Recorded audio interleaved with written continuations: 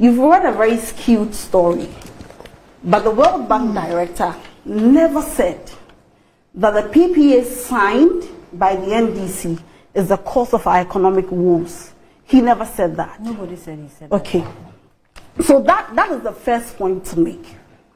Now, it is also false, and the falsehood being led by their economic megua, who is Dr. Bawumia, saying that they pay some 17 billion every year under the guise of excess power, is false. Because on 17 June, when the Minister of Finance went to Parliament, where you cannot lie and where you cannot play the gimmick, when he was asked by Honorable Suhini between the period of 2017 to 2020, how much money have you paid with respect to excess power? They never mentioned 17 billion. In fact, the figure they mentioned was $937.5 million. That is the figure. And so the impression should not be created that some 17 billion cedis is being paid. Now, in the run-up to the 2012 election, the NDC in its manifesto promised to move the capacity or the generation capacity of this country from 2005 megawatts to 5,000 megawatts. After the 2012 election, the country was hit by a power crisis, albeit because of lack of investment over the years in the energy sector. And so the NDC government, in President Mahama's usual characteristics to take responsibility as a leader and not shirk them, says that I will solve doomsday. And so we entered into various power purchase agreements. And what is a power purchase agreement? It's an agreement between, in the case of Ghana, a sovereign state and a power producing company to come and generate power for government to distribute to people. In the context of Africa, no African countries can enter into any PPA that is not what we call take or pay. What take or pay simply means is that the companies have the capacity. So that's a question, that was posed by and that's Honorable Suhini. Yeah. So this is a clear case that Dr. Bawumia lied, and that point has been established. So this was the question. The other one was the answer. Okay. So Dr. Bawumia lied about what? When you start casting 17 billion, that 17 billion was Mr. John Mahama understands it, but you still signed it. No. And then instead of submitting quietly, let us all finish it. You decide to bring Dr. Bawumia into this matter. What has he lied about? It's just a clarification of the figures. No, she should retract. Let us Dr. Bawumia lied about. What has Dr. Bawumia lied about? And then we get there. Dr. Bawumia lied that 17 billion cedis was being used to pay. And that is not true. Give us the proof that it wasn't. But that is what is on the screen. Can you put it out? Say what you want to say. Don't bring Dr. Bawumia into this matter because he's not the one we are discussing. Okay, let me read. The question said that to ask Minister of Finance and independent power producers, power producing companies, have they received payment from the government of Ghana for excess power, for excess capacity charges, and how much was paid to each company in the last 4 years? Can I have the answer? Okay, so that's what we have there. So we have, Mr. Speaker, the answers to the question. Mr. Speaker, the underlisted, my eyes are not good. The screen is for independent power producers have received payment for excess capacity charge for the period under review in 2017-2020, totaling $937.50 million. Is that 17 billion? No. So that is the point. So I'm saying and you see the breakdown. So back to the submission I'm making, and I'm taking viewers on a certain journey so they understand me, and I'm building a point. And I wish that I'm not interactive because I sat down as a lady. You can write to rebut. You can write to. I wrote all the bad things you said about them when they are not part of the whole matter. It won't happen. I'll rebut. No African country can sign a take and pay or any other power purchase agreement because government is the sole distributor of power and the government is that which charge. So what happened was that in the vision of President Mahama to solve the energy crisis, we brought in a number of thermal plants. One, the Ameri. The Ameri was on the basis of what we call build, operate, and transfer for a period of 5 years. So as we speak, the contract had lapsed. The plant is for Ghana, and you NPP government, who could not add a single megawatt, have come to transform or relocate the Ameri plant to Kumasi, your stronghold. So the people of Kumasi, but the transfer was expected. Actually, that transfer of Ameri to Kumasi was expected. We don't have anything to do with it. We don't have any problem with it. We solve the issues of Ghana. And so if today President Mahama's vision is what is giving the people of Kumasi light, the people of Kumasi are grateful to President Mahama, and there is nothing wrong with this for us. We also signed the car power. We signed the Sen power, the AXA, and then the Amandi. And then in all, now we have a generating capacity of over 5,000 megawatts. This government keeps shouting that we came to sign a bad deal, and the deals are so bad, and that is why we are here. And they have even insulted President Mahama. This morning, Annan is telling us that President Mahama did not think through, and he just signed anything. Car power, which we signed for 10 years, which has expired. The government that is supposed to be thinking has extended the agreement that President Mahama signed from 10 years to 20 years. Who is a useless government than the NPP government? You are saying that the man didn't sign a good thing. Sitting on TV calling a government useless. Because you have said that. I am not, we are not the ones who said it. It's we have signed. Said you signed a useless. You come to extend it. Then what are you? Contracts. Then what are you?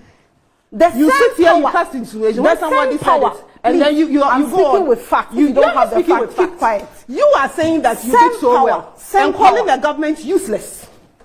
Useless. When the World Bank is saying that you, with all your usefulness, you couldn't even get the PPAs right. That's all I'm also trying to say. Okay, go ahead. Okay, so back to the very serious submission I'm making. Sen Power, which we signed for 5 years, that contract has ended. This government has extended the contract for 10 years.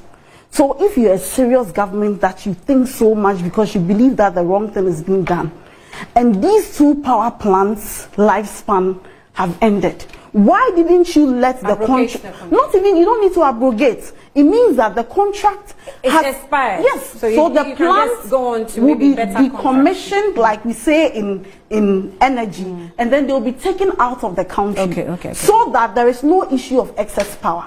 So why have you extended the supposedly bad contract?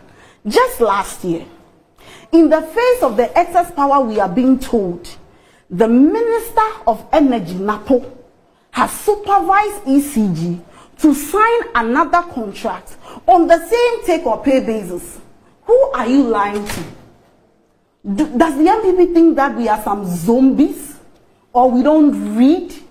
There is so much excess power.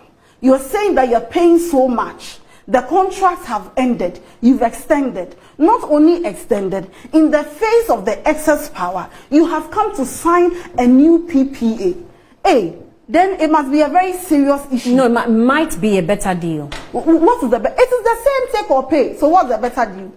If it were take and pay, it would have been a different discussion. But it is the same take or pay. And you see, the irony is that, and I keep saying that, the vision of President Mahama, none of them understand because they cannot understand. You are saying that you are embarking on industrialization, and that you are doing one district, one factory. If even 15% of the power that has been installed, or even our dependable capacity, were to be used by industries, we should have an issue of power crisis. As we speak, you have collapsed Valco. Valco is not producing to capacity. B5, which is one of the largest steel manufacturing company in West Africa, located in Bon here, does not have access to enough power to produce steel. So why are you crying for excess capacity? But you listen to the video of President Mahama. His vision was that We don't need to get to another doomsday. And at the time, electricity coverage was just around 66 point something. We increased electricity coverage from 66.2% to 82.5%. And so at the time we were adding on to the generation capacity, we were extending electricity. You have come. You are not extending electricity to people who don't have electricity. Your stronghold in Ashanti region. When you are driving through Ashanti region today, some communities don't have light. So if you are not expanding electricity, the excess power will be lying down. But if you were to do the 15% of electricity expansion that the NDC did, we will not be having this discussion. Now, this is a government that uses so much money. In fact, in recent times, they are going to hold some international conference to bring investors. They should check.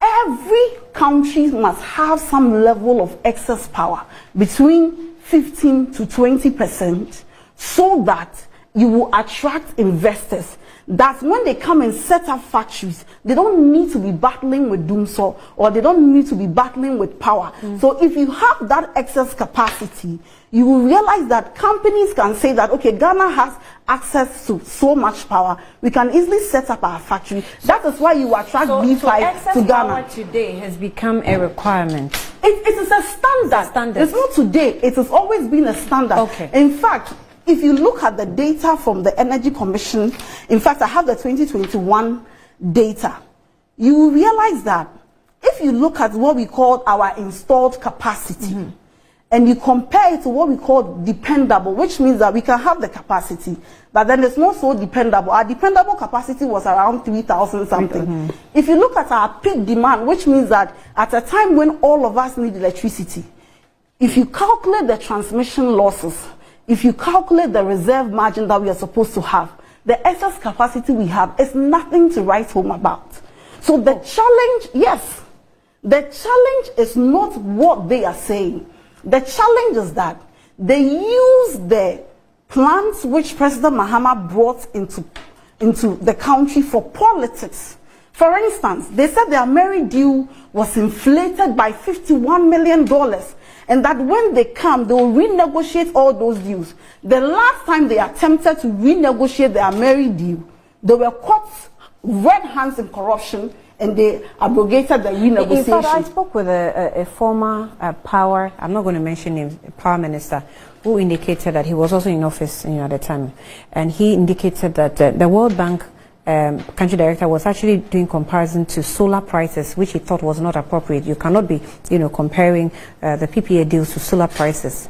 And then he also said that even at the time, Ghana had one of the lowest price within the sub-region at the time. And so he thought that maybe the country director, I'm not sure, I'm not an energy expert, but I'm not sure how the country director also, did his own analysis, to make that point. But how do you defend that point that you have cost us 12 billion Ghana cedis? So the point I'm making is that the MPP could not see the vision of President Mahama.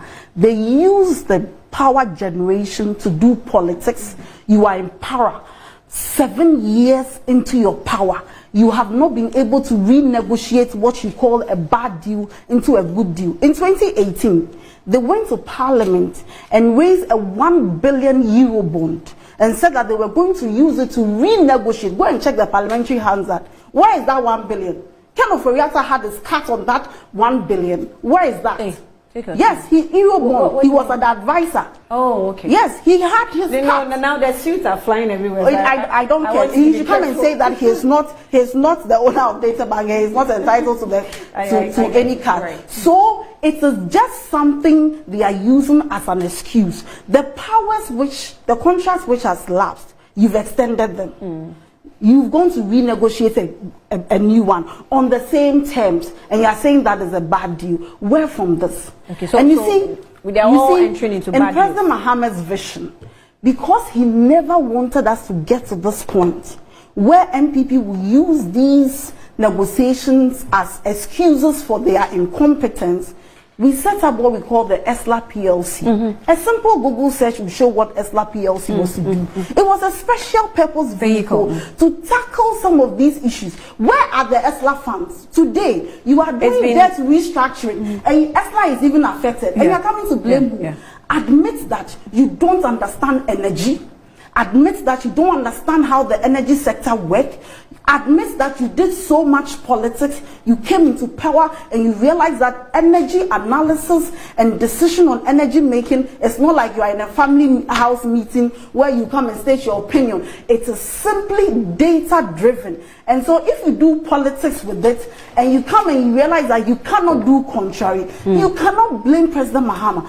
Today, President Mahama is the reason why our lights are on. Today, President Mahama is the reason why industries can come to Ghana. He did not just want to solve the issue to win power. He wanted to solve the issue even for generations unborn. At the time we were signing the PPA in 2014, 2015, our population was about 24. Today, as we speak, we are 30 million people. So you can imagine if you were so short-sighted like your government is, we would have been coming back in 6 years, having another discussion. So it is not true that those PPAs, and in any case, the World Bank director did not refer to the NDC because in this NPP government, they have signed a take-or-pay agreement. But he referred to the date. That he referred to the date, which within the date those agreements were signed. So that is why I'm telling you that it's not the reason. If they had not mismanaged ESLA, if you are not restructuring ESLA under yours, because you're saying that you made provision, even by the debt would have accrued. You would have catered for it. So it is not true that President Mahama is the cause, if anything at all. Give credit to whom credit is due. That your own former Minister of Energy, Peter Amewu, said that you've not added 1 megawatt. So how do you blame a man who has added more than 2,500 megawatts to the national grid?